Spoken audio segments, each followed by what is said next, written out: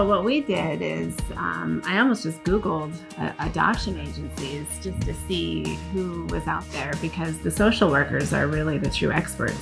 We connected with the Wyoming Children's Society.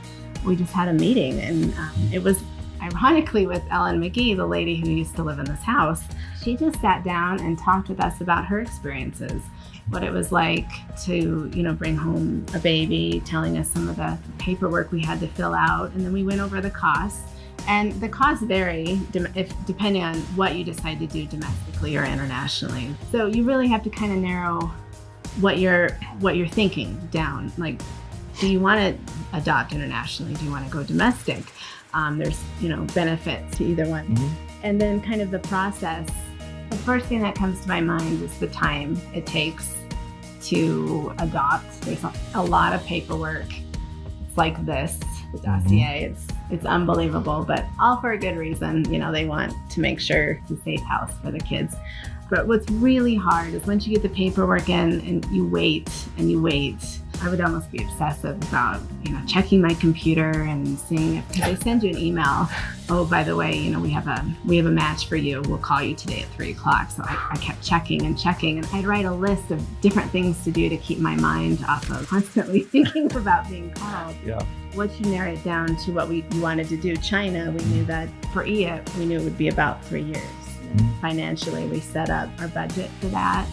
And then we started the paperwork. But I think the very first thing to do is just talk to other families who've adopted, get their opinion. How did they start? Yeah. And then talk to your local adoption agency.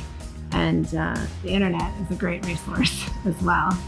I think that the education about the costs and things, there are places out there that do what's called a scholarship, offer scholarships or grants or things. And then there's also some tax. I think you can write off $14,000 worth of tax if you qualify for towards your expenses and things. But having that financial conversation, because that's the biggest hump. If you're talking about international adoption, again, we talked about between averages about $25,000 to $35,000 for adopting from China. And a lot of that, of course, is the trip over.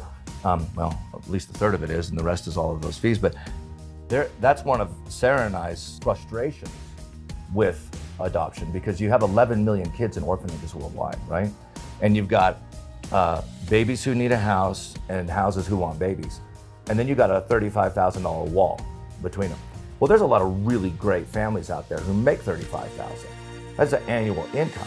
I think the average annual income in the United States is something like $53,000. So basically all of your take home would go to this. And that's a process that is frustrating because you can't bridge these pieces much easier. And obviously, because you're paying for all the social work, you're paying for the background checks and the things that are preventing poor matches from taking place. But that cost is something that frustrates Sarah and I, because I think that there's a lot of opportunity for babies and families to get together, but that's the biggest hurdle, I believe.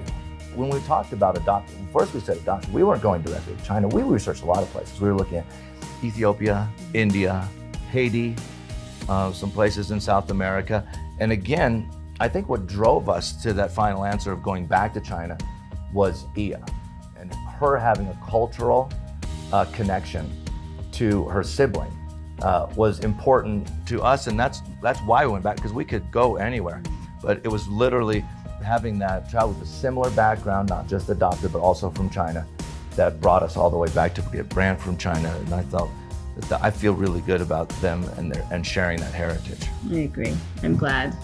Because we even looked into domestic adoption. And again, it was just all that research, reading on the timeline and the costs. And then we just decided just to stick with what we knew. Yeah. So we went back to China.